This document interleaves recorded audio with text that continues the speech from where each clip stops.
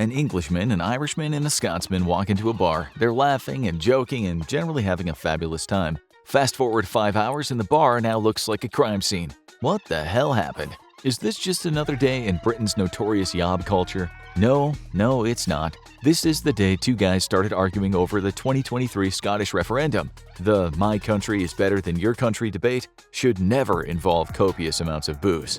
Number 7.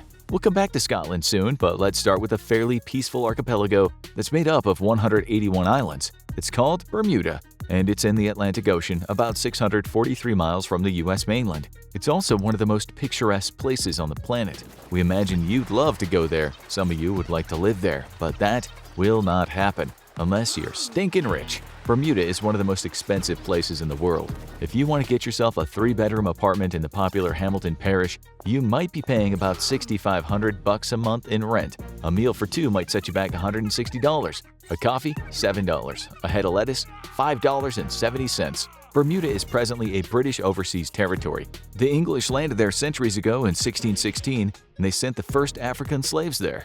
About half of the 70,000 or so people living in Bermuda are now descendants of those slaves. Bermuda was just one of many English colonies in the Americas where African slaves toiled in horrible conditions while Europeans got incredibly rich. Even today, wealthy people exploit Bermuda because they use it as a tax haven. You'll often find quite a few billionaires living it up in mansions hidden off the main roads. Being merely a millionaire in Bermuda is par for the course. So imagine living there and being poor.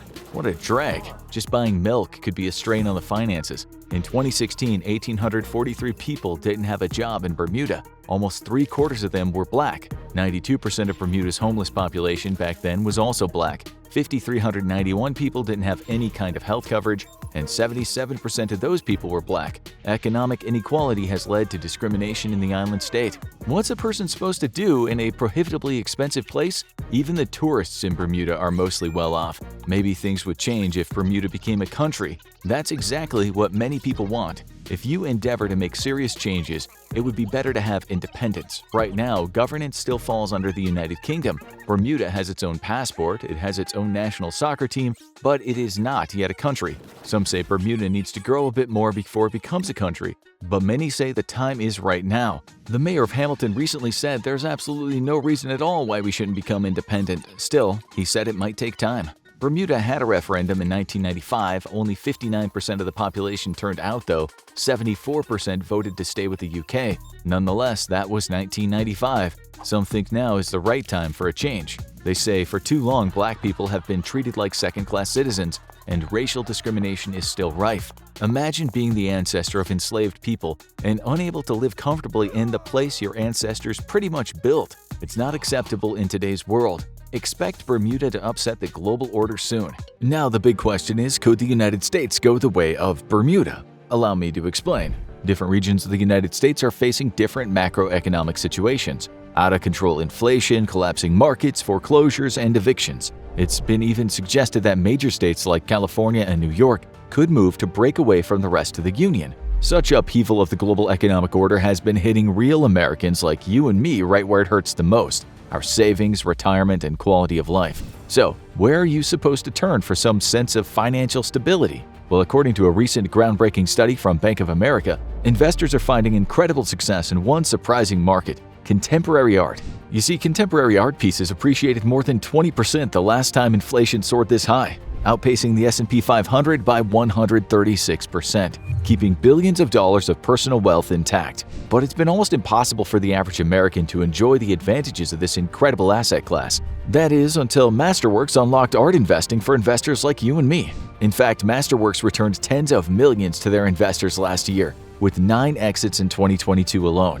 the last 3 of which returned 10, 13, and 35% net to their investors. Pretty impressive when you consider 2022 was the worst year for the stock market in nearly a century, down over 30%. So it's no surprise they have over 650,000 users signed up already, and offerings have sold out in minutes. But you can use my special link below for priority access to skip that waitlist. That should help putting your mind at ease, almost as if you were relaxing on a tropical desert isle. And speaking of tropical desert isles, number 6. What would you say if we asked you where Chuuk was? Any takers on that question? Well, like Bermuda, it's insanely beautiful. It's currently a part of the Federated States of Micronesia, or FSM. The FSM used to be administered by the US, but then in 1979, it became an independent nation. In 1986, it entered the Compact of Free Association with the U.S. This is what the U.S. Department of Interior says about that. Under the Compact, the United States provides financial assistance, defends the FSM's territorial integrity, and provides uninhibited travel for FSM citizens to the U.S. In return, the FSM provides the United States with unlimited and exclusive access to its land and waterways for strategic purposes. But Chuk has wanted out of the FSM for some time now. Many Chukis have been screaming for it, but some folks are against it. Things might change very soon because the compact agreement with the US runs out in 2023. And the US has said if Chuk became a country, there's no way it will be getting another deal like that. Why is this tiny place so important? It's because Chuk is considered a strategic location. It seems that China likes Chuk too. It spent $50 million recently building roads on Chuk. Everyone wants a little bit of Chuk. And soon we might see an independent Chuk making its own mind up about who its best friends are. The vote for independence keeps getting postponed, but it's going to happen soon. It's a great place for a vacation, but getting there is a pain in the backside. Maybe you'd prefer to visit this next possible new nation. Number 5. This next place is also out of the way in the Pacific Ocean. Its name is the Autonomous Region of Bougainville. It's presently still a part of Papua New Guinea and one of the least developed places on the planet, not far from Australia. People have been living on Bougainville Island for around 29,000 years. Right now, about 250,000 people live there. In the past, as Europeans were sailing around the ocean looking for new places, they found people on Bougainville living what you might call an elementary kind of lifestyle. Over the years, the island was occupied many times, including by the Germans, the Australians, the Japanese, and the Americans. But it got its name from a French admiral named Louis-Antoine de Bougainville. The people there are probably sick of being ruled by Western outsiders, but also by neighbors. Not so long ago, Bougainville was involved in a war with Papua New Guinea, which resulted in about 20,000 deaths. That is a lot, considering how few people live in Bougainville in Papua New Guinea. These people, living without any of the comforts most Westerners have, are hardy as hell. They also want to break free, and they'd probably do just fine if they were independent. Bougainville has plenty of expensive natural resources. Just one copper mine there is worth about $58 billion, and that's a lot of money for people who can live off the land. Still, we imagine they won't be seeing much of that cash. Cash rarely trickles down from the hands of the elites. In 2019, they voted for independence, and 98.31% voted for leave. But the vote was non-binding. Still, they will try again to get their independence soon. It might not come next year, but it almost certainly will come soon. Its next place couldn't be any more different. Number 4. It's called Rojava, which is technically right now part of Syria. The full name is the Autonomous Administration of North and East Syria. This is a place that certainly knows conflict. It's been part of the ongoing Syrian war. It has been fighting internally since some people wanted independence and some want to stay with Syria. The fighting was called the Rojava Conflict. There's been a ton of social rebellion there, with the factions shouting for democratic rights, women's rights, religious freedom, and the freedom to speak your mind, all the good stuff. This has led to various complicated conflicts. It's not unusual to see women walking down the street with machine guns. Conflict, unfortunately, also results in casualties.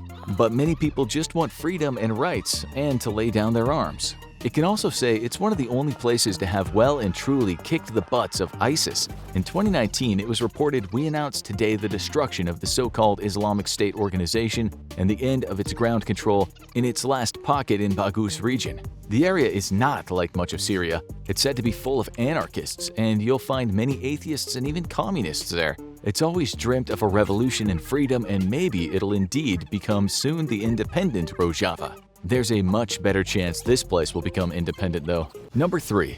New Caledonia is another place in the Pacific Ocean, but this time it's France that's the administrator. New Caledonia is 11,000 miles from France and much closer to Australia, but the French get to say what goes on down there. You'd probably like to pay a visit too, since it is majestic in appearance. You'd likely have to speak a bit of French to get by, but there are something like 28 local languages there. This might give you a clue as to why it wants to become its own country. New Caledonian society doesn't really have much in common with France. You won't find many people there hanging out at the local store, drinking black coffee, chain-smoking gitan, and talking about the existential dread of being a human.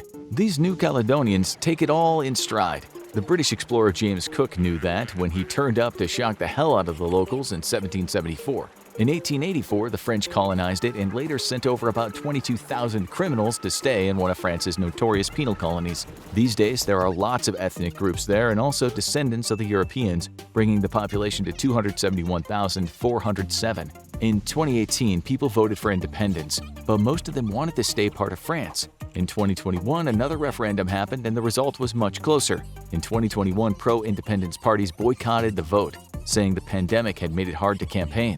They still want to split and they want the UN to organize the voting. They say they realize France wants to have a foothold in this part of the Pacific, and they know that China wants the same. And that's why they're saying, let us break free and we'll keep being good friends with France while dissing China. One of the pro-independence activists told The Guardian, "The sense of identity is growing. The goal of independence is still alive. Over the years, we've built a multicultural society. Prisoners, descendants of the penal colony, labor migrants, political dissidents. We've worked to build a shared common solidarity to bring people together. We guess it's only a matter of time before New Caledonia can say it's a nation unto itself. This next place would also like to become independent, but we think it'll be a giant struggle to make that happen." Number 2. In 2017, Spain banned an independence referendum with what the BBC called a heavy police presence. People were arrested, folks were dragged through the streets by their hair, some of them went to jail. The place that was vying for independence was Catalonia. This is quite a large chunk of Spain and contains the wonderful city of Barcelona. Catalonia is very, very important to Spain, and we doubt it'll be getting independence next year. But the good news is that at least the folks thrown into prison in 2017 were released in 2021. Nonetheless, many of the people in Catalonia still want to live in their own country. Why, you might ask? Well, that's like asking a historian why the wheel has been useful. It's complicated. Part of it's because Catalonia has always had its own distinct traditions. It's also been wealthy throughout the years, and now it makes up about 19% of the entire Spanish GDP. There are 7.5 million people living there. They have their own language, unique culture, and customs. Catalonia didn't have much autonomy under the Spanish fascists, and then later, when it became part of democratic Spain, it got a lot of its freedom back. Freedom, though, just wasn't enough for some people. We guess you can now understand why the Real Madrid versus Barcelona football match is such a passionate affair. Then, when the banking industry caused global suffering in 2008, people in Catalonia started saying the Spanish government was robbing it. The separatists grew in numbers and made it known in the streets. In 2014, there was a referendum, but it wasn't binding, and it was not recognized by the Spanish government. When they tried again in 2017, the separatists said 90% of Catalonians wanted independence. As you know, Spain threw some of them in prison. This didn't make for a happy marriage. For some, it's not a happy marriage. Although, according to a survey in 2022, 52% of Catalans are now against independence and 41% are in favor of it. Some of those guys are still angry about being beaten up by the Spanish cops for nothing more than airing their views. We still doubt that independence will happen, but it will be very close if it does get to a vote. Some pro-independence politicians say that allowing people to vote would be the legal thing and right thing to do. Spain says, "Nah, you ain't going nowhere, and anyway, we'd miss your escudella y candola." Now, for that fight we talked about in the intro, sure, we made it up, but trust us, the English and Scottish have been fighting since Jesus Christ was just a twinkle in Mary's eye. Well, the people that lived in those areas back then, before England and Scotland became a thing. Number 1. If you're ever in Scotland, one of the best and most frightening things to do is visit one of the rough-and-tumble working-class pubs. You can find them in any city. Not only will you struggle to understand a word anyone says, but you'll likely see for yourself that Scottish folks can be a bit blustery after a few drinks. It can be intense, which is an eye-opening cultural experience. You might want to pick up the courage to talk to someone about their country's wonderful history. You might even understand a sentence every 10 minutes or so. But whatever you do, don't be so ignorant as to think that Scotland is just a part of England. If you say that, you might well discover what it's like to get on the wrong side of Scottish hospitality. Scotland is certainly not a part of England. It's a part of Britain, and while it shares a lot of cultural traditions with England and Wales, it also has its own distinct culture, and trust us, many people there don't want to be a part of Britain. They want to be independent Scotland. They don't trust those Eton-educated brats in Parliament to run their country. They might even be anti-English, anti-monarchy, although they have a soft spot for people in the north of England who they might consider as having suffered as much as them under the rule of aristocratic titans. The Scottish fought numerous wars with the English throughout the centuries, and Scotland was independent in the past. After the country became part of Great Britain in 1707, people still wanted independence through the years. Scotland later got its own government, but not independence. The two things are very different. In the 20th century, you could walk into Scottish pubs and see people wearing t-shirts that said things such as "Bleep the Queen." It's always been this way. In 2014, there was the Scottish independence referendum. People were asked, should Scotland be an independent country? Amazingly, 85% of Scots voted.